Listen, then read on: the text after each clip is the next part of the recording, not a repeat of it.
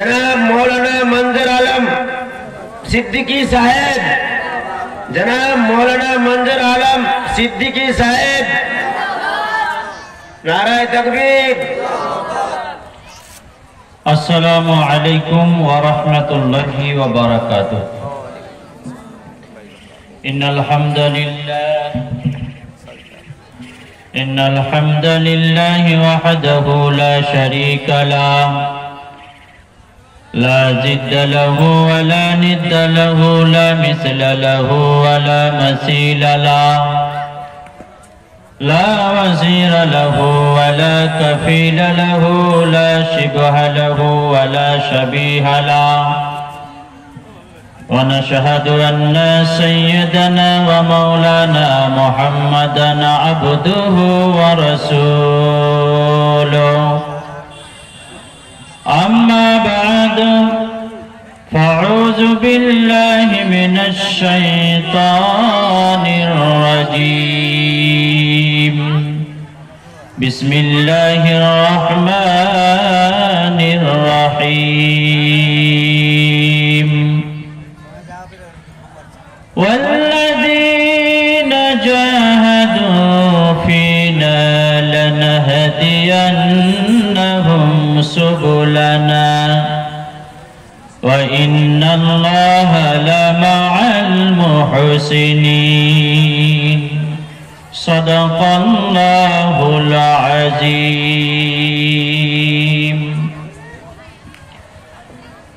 जन्म अमर नबीर जुगे होले केमन हतो, होले केमन हतो।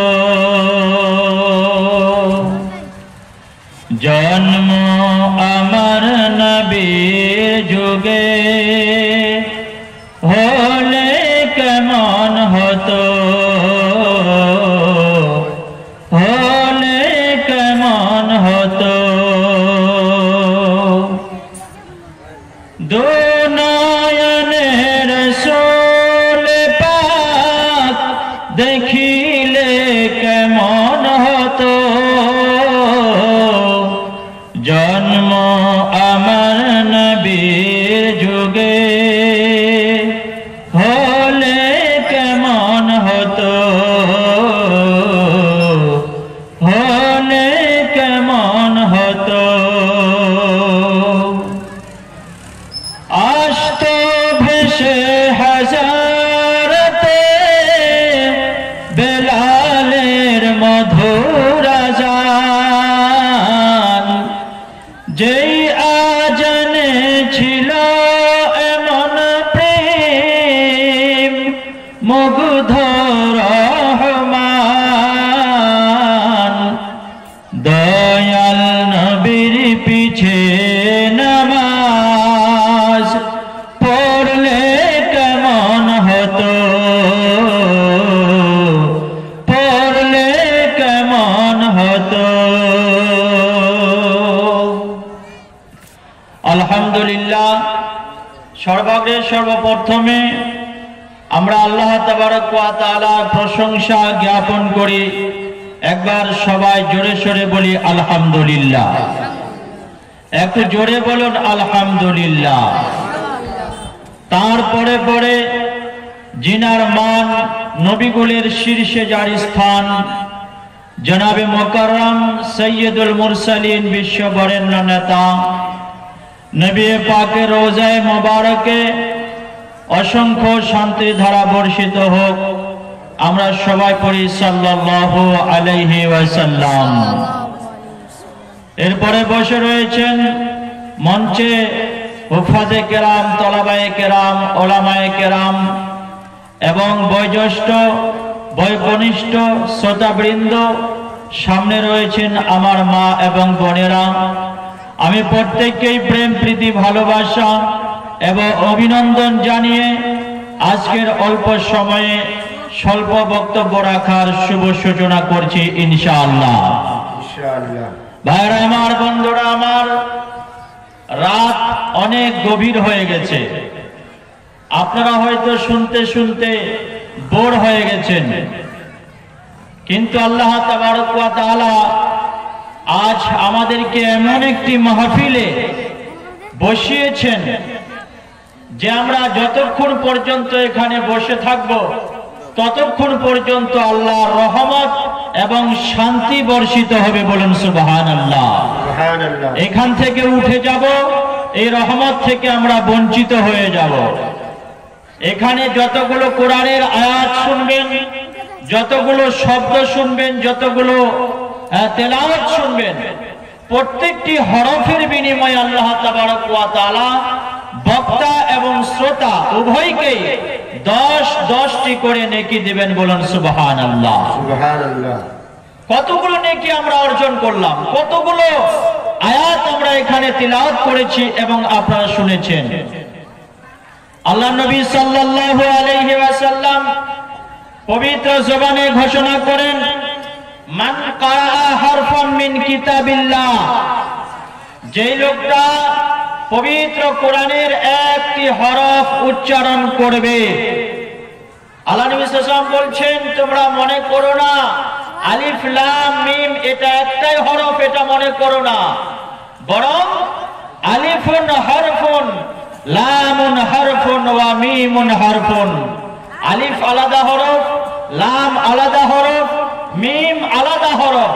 যদি কোনো মানুষ আলিফ লাম মিম এতটুকু বলে, তাহলে তার আমল নামায় 30 খানা নেকি লেখা হবে। বলুন সুবহানাল্লাহ। কতগুলো নেকির আমরা ভাগীদার হয়েছি। আল্লাহ পাক আমাদেরকে শেষ পর্যন্ত বসার তৌফিক দান করুন। বলুন আল্লাহুম্মা আমিন। আল্লাহুম্মা আমিন। আমার ভাইরা, আমার বন্ধুরা, আমার আল্লাহ নবী সাল্লাল্লাহু আলাইহি ওয়াসাল্লাম যার আদর্শে আমরা আদর্শবান, যার আদর্শের টানে আজ এত রাত্রিব্যাপী আমরা এখানে বসে রয়েছি। নবী সাল্লাল্লাহু আলাইহি ওয়াসাল্লাম এমন একজন প্রফেট ছিলেন, এমন একজন মহামানব ছিলেন, যার ব্যাপারে বেদ, বাইবেল, রামায়ণ, মহাভারত প্রত্যেকটি ধর্মগ্রন্থ যার ভূয়সী প্রশংসা করেছে। আল্লাহর নবীর ব্যাপারে বলা হয়েছে, লা ইলাহা হরতি পাপম ইল্লা ইলাহা প্রমপদম, জন্ম বৈকুণ্ঠ পর অপ ইনোতিত তজপ নাম মুহাম্মাদাম। বলা হলো, ও বিশ্বের মানুষ, তোমরা যদি তোমাদের পাপ রাশিকে, গুনাহ রাশিকে যদি তোমরা মোচন করতে চাও, মাফ করাতে চাও, তাহলে তোমরা বেশি বেশি করে আল্লাহ এবং আল্লাহর নবীর নামটাকে জপমালা করো। লা ইলাহা হরতি পাপম, লা ইলাহা ইল্লাল্লাহ বললে সমস্ত পাপ মাফ হয়ে যায়। ইল্লা ইলাহা প্রমপদম, আর যদি তোমরা ইল্লাল্লাহ বলো তাহলে চরম সম্মানে সম্মানিত হতে পারবে। দুনিয়ার যেখানে তোমরা থাকো না কেন, মুহাম্মাদের নামটাকে তোমরা জপমালা করো। আল্লাহ নবী আমার এমন একজন প্রফেট, এমন একজন মহামানব, জীবনের যেখানেই গেছেন নবীজি সোনার ফসল ফুটিয়েছেন। আল্লাহর নবী মক্কায় জন্মগ্রহণ করলেন, মাকামে পয়দা ভইলেন মাদানী সরকার হো। মাকামে পয়দা ভইলেন, মাকামে পয়দা ভইলেন মাদানী সরকার হো। 12 রবিউল আউয়াল দিন ওয়া সমওয়ার হো। জোরে বলুন নারে তাকবীর, আল্লাহু আকবার। সবাই জোরে বলুন নারে তাকবীর, আল্লাহু আকবার। 12 রবিউল আউয়াল দিন ওয়া সমওয়ার হো। घर घर खुशियाँ बातल भैया, घर घर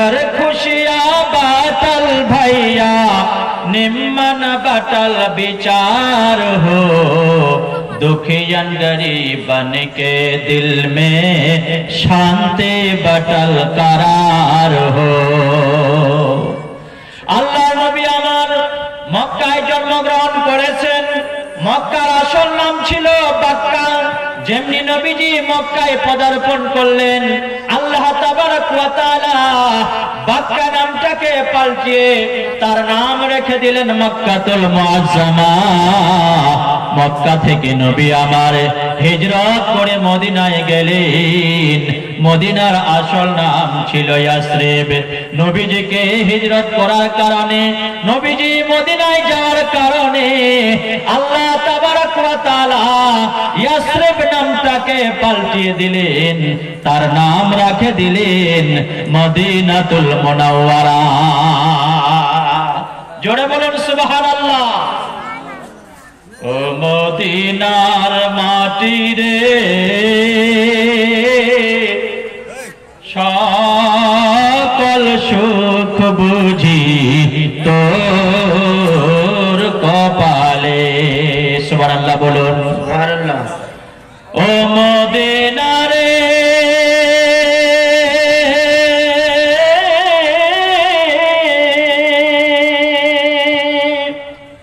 তোর বুকে আমার নবী, যার লাগে পাগল ছবি, যার তোরে সৃষ্টি হলো ত্রিভুবন। কাঁদে আমি সারাক্ষণে, কেমনে যাব সেখানে, সহে না আমার পরাণে। আল্লাহ পাক সবাইকে মদিনা যাওয়ার তৌফিক দান করুন। বলুন আল্লাহুম্মা আমিন। আরেকবার জোরে বলুন আল্লাহুম্মা আমিন। আমার ভাইরা, আমার বন্ধুরা, আমার মা বোনেরা আমার, আল্লাহ নবীর সাহাবারা এমনি তারা সাহাবা হয়নি রে, এমনি তারা জান্নাতের সুসংবাদ পায়নি রে, এমনি তাদের উপর আমার আল্লাহ রাজি এবং খুশি হয়নি রে। ও আমার বন্ধু, আজ একটি ছোট্ট সাহাবার কথা আপনাদের সামনে তুলে ধরব। ও আমার ভাইয়েরা, আমার বন্ধু, আমার মা বোনেরা আমার, সাহাবাটার নাম হলো হযরত সালমান ফারসি রাদিয়াল্লাহু তাআলা আনহু। হযরত সালমান ফারসি রাদিয়াল্লাহু তাআলা আনহু তিনি ছিলেন একজন ইহুদি পরিবারের সন্তান। ইহুদি পরিবারের সন্তান। আল্লাহর নবী আমার যখন কাবা বাইতুল্লাহ আল্লাহর কোরআন তেলাওয়াত করে, আল্লাহর কালাম যখন পড়ে, ইহুদি সন্তানটি নবীর তেলাওয়াত মনোযোগ সহকারে শ্রবণ করি। আমার আল্লাহর কোরআন বলে, ওয়াইদা কুরিয়াল কুরআনু ফাসতামিউ লাহু ওয়া আনসিতু লাআল্লাকুম তুরহামুন। আমার আল্লাহ বলেন, ও মুসলমান, তোমাদের সামনে যখন কোরআনের তিলাওয়াত পড়া হবে, তোমার সামনে যখন কোরআন পড়া হবে, তুমি তখন চুপ করে থাকবে আর ধৈর্য সহকারে তিলাওয়াত শ্রবণ করবে। তাহলে আমার আল্লাহ আকাশের উপর থেকে রহমত বর্ষণ করবে। জোরে বলুন সুবহানাল্লাহ। আমার ভাইরা, আমার বন্ধুরা আমার, আল্লাহর নবী কাবা বাইতুল্লাহ কোরআন তিলাওয়াত করেছেন, আর ইহুদি ছোট্ট বাচ্চাটা আল্লাহর নবীর তিলাওয়াত ধৈর্য সহকারে শ্রবণ করছেন। এভাবে প্রতিনিয়ত বাচ্চাটা নবীর কোরআন তিলাওয়াত শুনে আর বাড়ি যায়, সন্ধ্যা করে বাড়ি যায়। সন্ধ্যায় তার বাবা বলে, সালমান, ও সালমান, তুমি পুরো দিন কোথায় থাকো, কি করো না করো, আজ আমাকে বলো তো দেখি। সালমান বলেন, আব্বাজান, না গো আমার আব্বা, ওগো আমার বাবা আমি গানা শুনতে যাই না। আজকের ডিজিটাল যুবক রে বাবা, এরা আজকে কোরআন হাদিস ভালোবাসে না, নবীর হাদিস এদের ভালোবাসে না, এরা আজকে ভালোবাসে গান বাজনা। এরা আজকে সালাম দেয় না, এরা আজকে ইংরাজি কালচার শুরু করেছে। আজকালকার যুবকরা বলে হ্যালো হাই, বিদায়ের কালে বলে টাটা গুড বাই, বলে কি বলে না? এখনকার ছেলেরা বলে হ্যালো হাই, বিদায়ের কালে বলে টাটা গুড বাই।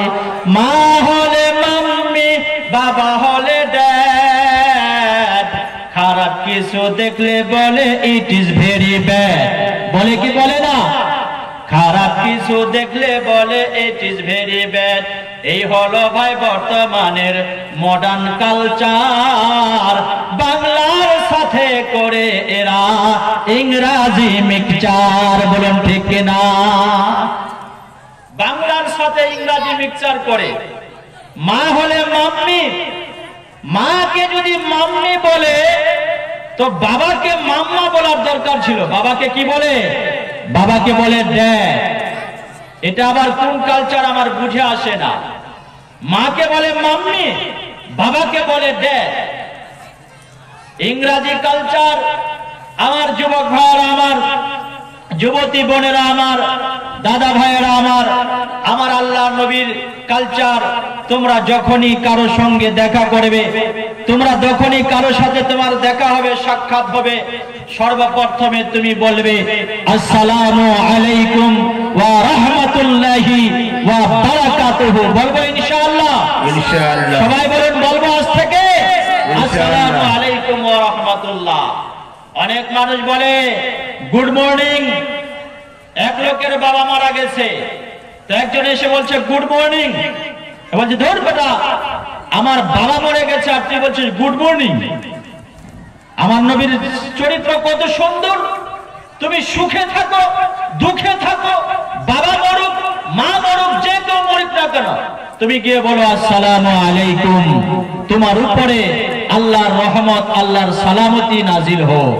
সেও আপনাকে বললো ওয়া আলাইকুমুস সালাম ওয়া রাহমাতুল্লাহি ওয়া বারাকাতুহু। সেও আপনাকে বললো আপনার উপরেও আল্লাহর রহমত, আল্লাহর শান্তি, আল্লাহর বরকত নাজিল হোক। কত সুন্দর একটা সম্প্রীতির একটা কালাম, সম্প্রীতির একটা বাণী। আল্লাহ তাবারক ওয়া তাআলার নবীর কোরআন তিলাওয়াত শুনে সালমানের বাপ বলছে সালমান তুমি পুরো দিন কোথায় থাকো? সালমান বলছেন হে আমার আব্বা, যার চরণ ধুলি লাগলে কপাল ধন্য হয়ে যায় তার কাছে ছিলাম। বলুন সুবহানাল্লাহ। সালমান বলছে, তার বাবা বলছে হ্যাঁ, যার চরণ ধুলি লাগলে ধন্য হও, তার মানে আমি তো বুঝতে পারলাম না। বলছে আব্বা অবশ্যই বুঝতে পারবে। রাত্রিবেলায় সালমানের বাবা ইহুদিদের কিতাব বের করেছে, ইহুদিদের ধর্মগ্রন্থ বের করেছে, ধর্মগ্রন্থ বের করে পড়তেছে। ধর্মগ্রন্থ ইহুদিদের কিতাব পড়তে পড়তে সালমানের বাবা বলে ফেললো আখেরি জামানায়, শেষ জামানায় একজন মহামানব জন্ম নেবে। শেষ জামানায় একজন মহামানবের আবির্ভাব ঘটবে।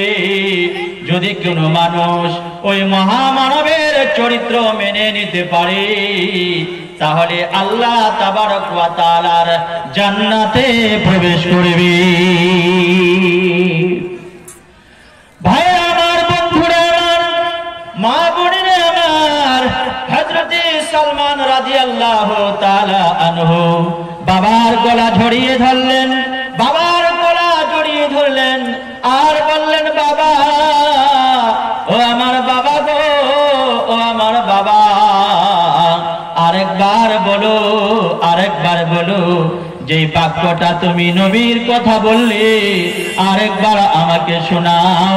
এই লোকটার কাছে আমি যাই, এই লোকটার কাছে আমি সময়টা ব্যয় করি, যেই লোকটার চরিত্র মানলে নাকি জান্নাতি হওয়া যায়, ওই লোকটার কাছে আমি যাই।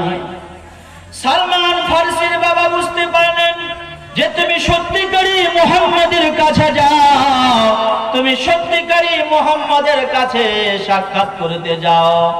সালমান ফারসির বাবা সালমানের ব্যাপারে নিরাপত্তা বাড়িয়ে দিলেন। সালমান কোথায় যায়, কোথায় কি করে নজর রাখা আরম্ভ করলেন। সালমানের পিছনে লোক লাগিয়ে দিলেন, প্রহরী লাগিয়ে দিলেন। আমার সালমান কোথায় যায় তোমরা নজর রাখো। কিন্তু দেখা যায় হযরত সালমান প্রত্যেক দিন নবীজির কাছে দেখা করে। ভাইরা আমার, বন্ধুরা আমার, নবীজির কাছে দেখা করে সন্ধ্যাবেলায় বাড়ি ফিরে যায়। সালমান ফারসির বাবা বলল, ও সালমান, তুমি আজ থেকে আর বাড়ি থেকে বের হতে পারবে না, আজ থেকে আর বাড়ি থেকে বের হতে পারবে না, নবীজির সাক্ষাৎ করতে পারবে না। ও সালমান, তুই শুনে নে, আর বাড়ি থেকে বের হতে পারবে না। আমার ভাইয়েরা, আমার বন্ধুরা আমার, হযরতে সালমান বললেন, ও আব্বাজান, ও আমার বাবা গো, আমি তোমার বাড়ি ঘর সব কিছু ছেড়ে দিলাম, আমি চলে গেলাম বিশ্ব নবী মুহাম্মদুর রাসূলুল্লাহ তার দরবারে। হযরত সালমান রাদিয়াল্লাহু তাআলা আনহু বাড়ি ঘর ছেড়ে নবীজির কাছে সাক্ষাৎ করতে যেতে লাগলেন। যেতে ইহুদিরা মাঝখানে ধরে ফেললো। হযরত সালমানের বাবা বলে দিল, ও আমার ইহুদি ভাইয়েরা, এটা আমার সন্তান, এটা আমার সন্তান, তোমরা আমার সন্তানকে এখান থেকে যেতে দিও না, তোমরা তার হাতে শিকল লাগিয়ে, দড়ি লাগিয়ে তোমরা জেলখানার মধ্যে বন্ধ করে দাও। ভাইরা আমার, বন্ধুরা আমার, যুবক ভাইরা আমার, দেখো তোমার মতো একজন সাহাবা হযরত সালমান, জেলখানায় তাকে ঢেলে দেওয়া হলো, জেলখানায় বন্ধ করা হলো একমাত্র ইসলামের কারণে, কোরআনের কারণে। হযরত সালমান জেলখানায় পড়ে বাবা বাবা করে কাঁদে। বাবা শুধু বাবা নয়, এক সৈনিক, খেটে যায় আজীবন সে তো দৈনিক।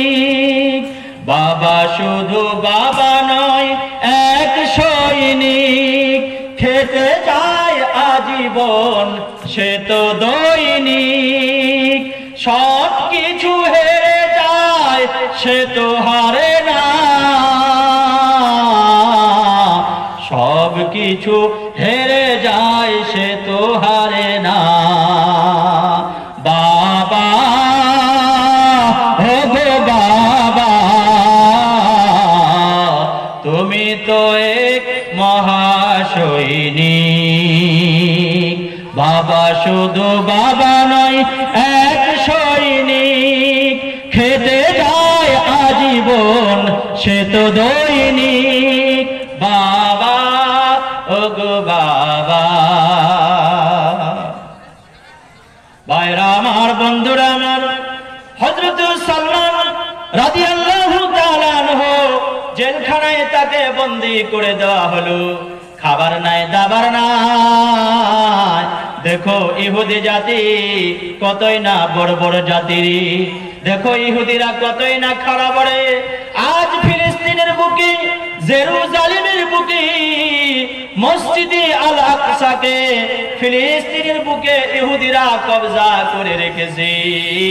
কত মুসলমানকে মারা হয়েছে, ছোট্ট ছোট্ট বাচ্চাদেরকে মারা হয়েছে, ছোট্ট ছোট্ট বাচ্চাদের সিনায় কিভাবে বুলেট প্রুফ বোমা মারতেছি। হাজার হাজার শিশু, হাজার হাজার নিষ্পাপ শিশু মসজিদে আল আকসার জন্য তারা নিজের জীবন বিলিয়ে দিল। আল্লাহ তুমি রহম করো ফিলিস্তিনের মানুষকে, গজব দিয়ে ধ্বংস করো স্বৈরাচারী জালিমকে, ইহুদিবাদী শক্তিকে। অবুঝ শিশু মায়ের কান্না তোমার কি দয়া লাগে না? মুসলমানের আর্তনাদে তোমার আরশ কি কাঁপে না? আর একবার পাঠাও আবাবিল ফিলিস্তিনের জমিনে, গজব দিয়ে ধ্বংস করো স্বৈরাচারী জালিমকে, ইহুদিবাদী শক্তিকে। সবাই জোরে বলুন আল্লাহুম্মা আমিন, জোরে বলুন আল্লাহুম্মা আমিন। আল্লাহর কাছে দোয়া করি, ওগো আল্লাহ, বাদশা আবরাহা যেমন কাবা বাইতুল্লাহকে ধ্বংস করতে এসেছিল, আর তুমি আবাবিল নামক ছোট্ট ছোট্ট পাখিগুলোকে পাঠিয়ে দিয়েছিলে, তারা ছোট্ট ছোট্ট কঙ্কর মেরে, ছোট ছোট পাথর মেরে বাদশা আবরাহাকে যেভাবে ধ্বংস করেছিল, ওগো আল্লাহ, সেভাবে তুমি ইহুদিদেরকে ধ্বংস করো এবং মসজিদে আকসাকে আবার মুসলমানদের হাতে তুলে দাও। ভাইরা আমার, বন্ধুরা আমার, হযরত সালমান জেলখানায় বন্দী করা হলো। জেলখানায় বসে কাঁদে, বাবা, ও আমার বাবা, তুমি আমার কেমন কাপুরুষ বাবা, তুমি আমার কেমন কাপুরুষ পিতা, তোমার দিলের মধ্যে কি রহম নাই, তোমার দিলের মধ্যে কি দয়া নাই? ও আমার বাবা, আজ 3 দিন হয়ে গেল কারাগারের মধ্যে আমি বন্দী হয়ে রয়েছি। ইহুদিরা আমাকে খাবার দেয় না, ইহুদিরা আমাকে পানি দেয় না, এরা আমাকে রুটি দেয় না, খেজুর দেয় না। ওগো আমার বাবা, তুমি কোথায় আছো গো বাবা? এসো এসো, তুমি আমাকে মুক্তি করে বাড়ি নিয়ে যাও। ইহুদিদের দিলে কিনু দয়া নাই, তাদেরকে পানি দেয় না। একদিনের ঘটনা, হযরতে সালমান পানির পিপাসায় কলিজা ফেটে যাচ্ছে, তার জিভটা পানির জন্য বের হয়ে গেছে। হযরতে সালমান একটা লোককে বলল, বন্ধু, আমাকে 1 গ্লাস পানি দাও। লোকটা ছুটে চলে গেল, 1 গ্লাস পানি নিয়ে আসলো রে। পানিটা নিয়ে এসে সালমানের সামনে ঘোরাফেরা করতেছি। সালমান বলছে, বন্ধু রে, দাও রে, দাও, আমাকে পানিটা দাও, কলিজাটা আমার পিপাসায় ফেটে গেছে, এই পানিটা যদি আমাকে দাও, আমার কলিজার পিপাসাটা নিবারণ হয়ে যাবে। বন্ধুরে দেখো, ইহুদি জাতি কতই না ভয়ানক। সালমানের সামনে ইহুদিটা কি করলো? তার হাতে পানিটা ধরিয়ে দিল না, তাকে পানিটা পান করতে দিল না, বরং কাচের গ্লাসটা পানি শুদ্ধ মাটিতে ফেলে দিল। ঠাস করে গ্লাসটা ভেঙে গেল, পানিটা মাটিতে পড়ে গেল, মাটিতে পড়ে গেল। হযরতে সালমানের পানি পান করা হলো না, পানি পান করা হলো না। হযরত সালমান রাদিয়াল্লাহু তাআলা আনহু জিভ দিয়ে চেটে চেটে মাটি থেকে পানি খেতে লাগলো। এই করুন ঘটনাটা একটা সাহাবী আল্লাহ নবীর কাছে বয়ান করলেন, ইয়া রাসূলুল্লাহ, আপনার সাহাবা সালমান ইহুদির কারাগারে বন্দী হয়ে আছে, খাবার নাই, দাবার নাই, পানীয় জল নাই, কিছু নাই। তুমি যদি পারো সালমানকে মুক্ত করে নিয়ে আসো। আল্লাহ নবী সর্বপ্রথমে হযরত আবু বকরকে বললেন, আবু বকর, তুমি চলে যাও, চলে যাও, এক মুহূর্ত দেরি করো না, ওই সালমানকে জেলখানা থেকে মুক্তি করে নিয়ে আসো। আল্লাহ নবীর সাহাবা হযরত আবু বকর চলে আসলেন, এসে বললেন, ও ইহুদি, কত টাকা লাগবে বল, কত পয়সা লাগবে বল, যার বিনিময়ে তুই সালমানকে ছেড়ে দিবি। ইহুদি বলল, আবু বকর চলে যাও, তোমার হাতে ছাড়বো না, যদি অন্য কেউ থাকে তাকে পাঠাও, সালমানকে ছেড়ে দেওয়া হবে না। হযরত আবু বকর গিয়ে বললেন, ইয়া রাসূলুল্লাহ, আমার হাতে ছেড়ে দেবে না, অন্য কেউ থাকলে পাঠান। হযরত ওমর বললেন, ইয়া রাসূলুল্লাহ, আমাকে পাঠান, আমি তার গলা কেটে দেব। কেন সালমানকে জেলখানায় বন্দী করে রেখেছে, আমাকে পাঠান, তার মজা আমি চাখাবো। আলানি বলছে, ওমর, তোমার মেজাজ খারাপ, আমি তোমাকে পাঠাবো না। কাকে পাঠাবেন? বলছে, সালমানকে মুক্তি করার জন্য এবার হযরত উসমান যাবে। হযরত উসমান বললেন, এই ওহদে, আমার টাকার কোনো কমি নাই, মালের সম্পদের কোনো কমি নাই, কত টাকা লাগবে বল, সালমানকে ছেড়ে দে। ইহুদি বলল, না, ছাড়বো না, যদি অন্য কেউ থাকে তাকে পাঠাও। হযরত সালমানকে ছাড়া হলো না। উসমান ঘুরে চলে আসলেন, ইয়া রাসূলুল্লাহ, অন্য কাউকে পাঠান। হযরত ওমর বলছে, ইয়া রাসূলুল্লাহ, আমাকে একবার অর্ডারটা দেন না, আমি যাই। বলছে, ওমর, দাঁড়াও দাঁড়াও, তোমাকে পাঠাবো। এর আগে হযরত আলীকে পাঠানো হলো, হযরত আলী ঘুরে আসলো, দেওয়া হলো না। চতুর্থবারে হযরত ওমর বলছে, ইয়া রাসূলুল্লাহ, এবার তো আমারই পালা, আমাকে অর্ডারটা দেন, আর কেমন ছাড়েন আমি দেখে নিচ্ছি। আল্লাহ নবী বলছে, ওমর, তোমার মেজাজটা গরম, আমি তোমাকে অর্ডার দিতে ভয় পাই। যদি একবার কল্লায় মেরে দাও তাহলে ইহুদির গোষ্ঠী শুদ্ধ শেষ হয়ে যাবে। বলছে, ইয়া রাসূলুল্লাহ, আমাকে অর্ডার দেন। আল্লাহ নবী বলছে, ওমর, তুমিও চলো, আমিও চলি, উভয়ে গিয়ে আমরা সালমানকে জেলখানা থেকে মুক্তি করে নিয়ে আসবো। হযরত সালমান রাদিয়াল্লাহু তাআলা আনহুকে জেলখানা থেকে মুক্ত করার জন্য হযরত ওমর রাদিয়াল্লাহু তাআলা আনহু যাচ্ছেন, আল্লাহর নবীও গেলেন, দুজনে চলে গেলেন ইহুদির জেলখানায়। গিয়ে কি দেখা হলো, কি করুণ ইতিহাস, কি করুণ কাহিনী, কি করুণ দৃশ্য। আল্লাহর নবী দেখছেন হযরত সালমান রাদিয়াল্লাহু তাআলা আনহু, তার পায়ের মধ্যে বেড়ি পরা আছে, হাতের মধ্যে শিকল পরা আছে, দুটো হাত শক্ত করে দুটো পিলারের সাথে বাঁধা আছে। হযরত সালমান রাদিয়াল্লাহু তাআলা আনহু বাবা বাবা করে ডাকে, মা মা করে ডাকে, আর বলে, মা কোথায় আছো মা জননী বসিয়া,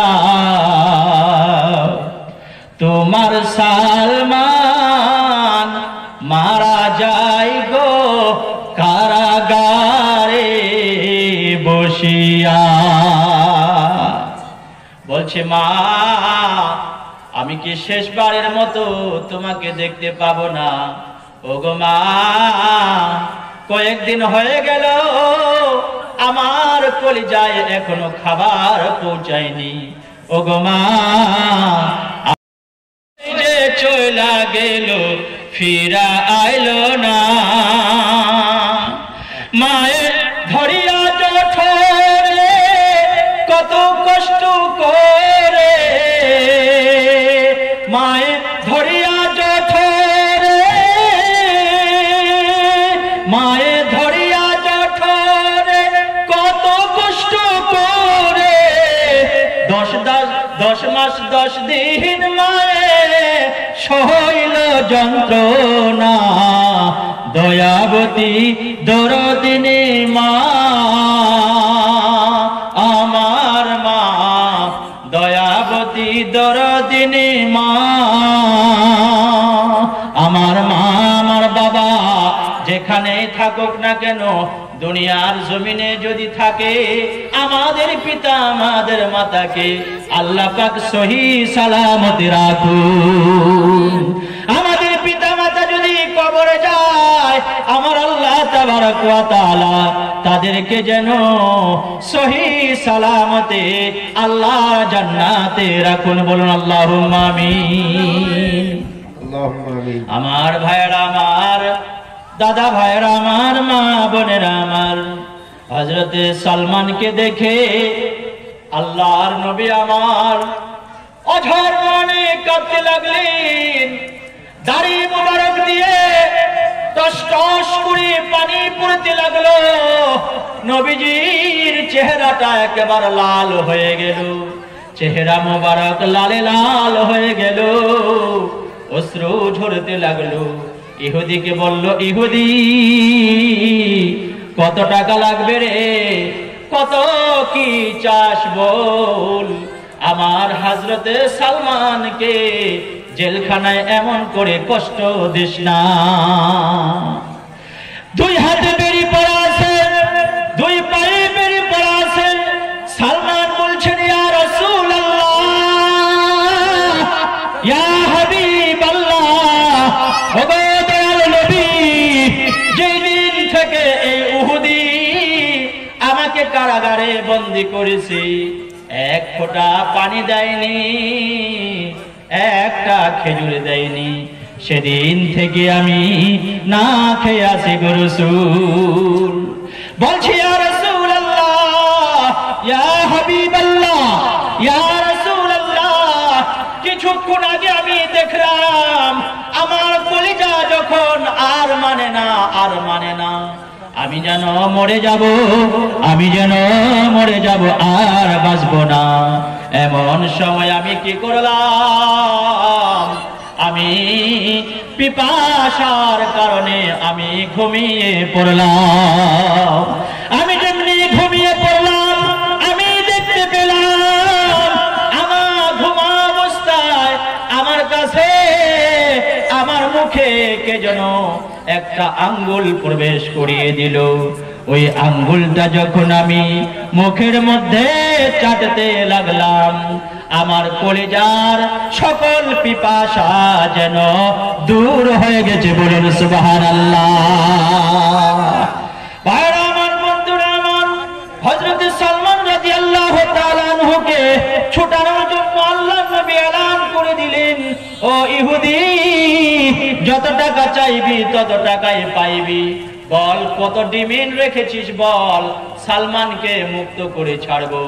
আল্লাহর নবীকে বলা হলো, ইয়া রাসূলুল্লাহ, ইয়া হাবিবাল্লাহ, আমি টাকা চাই না, পয়সা চাই না, ধন চাই না, দৌলত চাই না। বলছে, কি চাস?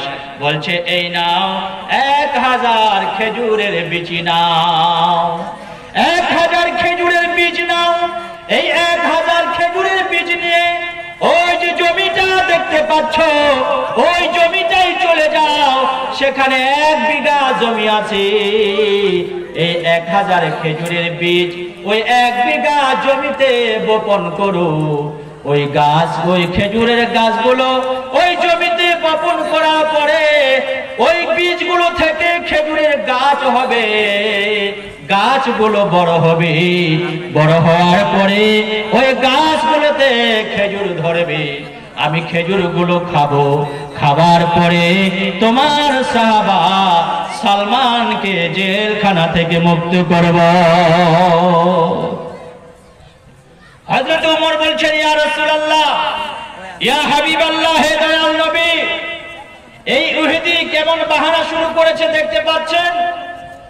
এই 1000 খেজুরের বীজ আমাদেরকে দেবে, 1000 বীজ আমরা জমিতে গাড়বো, বপন করব, 1000 খেজুরের গাছ হবে, খেজুরের গাছ থেকে খেজুর ফুলবে, এই ইহুদি খেজুর খাবে, তারপরে সালমানকে ছাড়বে। এই শর্ত আমরা মানতে পারবো না। আপনি আমাকে অর্ডার দিন, এর গলাটাকে আমি একবার মেরে দেব, জীবনের মতো খেজুর খাওয়ার স্বাদ আমি তার মারিয়ে দেব। আল্লাহ নবী বলছে ওমর একটু ধৈর্য ধরো, একটু ধৈর্য ধরো। আল্লাহ তাবারক ওয়া তাআলা আজ এখানে একটা রহমতের কারিশমা জারি করে দেবেন, বলুন সুবহানাল্লাহ। আমার ভাইরা, আমার বন্ধুরা, আমার আল্লাহ নবী সাল্লাল্লাহু আলাইহি সাল্লাম 1000 খেজুরের বীজ নিলেন। 1000 খেজুরের বীজ নিয়ে হযরত ওমরকে বলেন, ওমর চলো চলো, যেই জমিটা ইহুদি দেখিয়ে দিয়েছে চলো ওই জমিতে যাব, 1000 খেজুরের গাছ আমরা লাগাবো, দেখা যাক আল্লাহর রহমত আসে কিনা, আল্লাহর রহমত আমাদের উপর নাজিল হয় কিনা।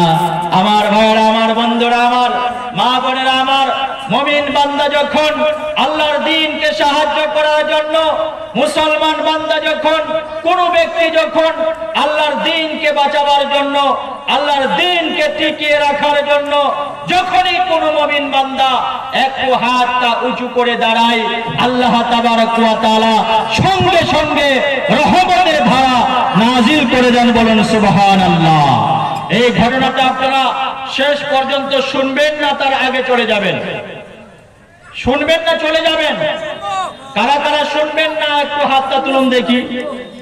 শুনবেন তো ইনশাআল্লাহ? সবাই হাতটা তুলুন, শেষ পর্যন্ত শুনে তারপরে যাবো ইনশাআল্লাহ। তার আগে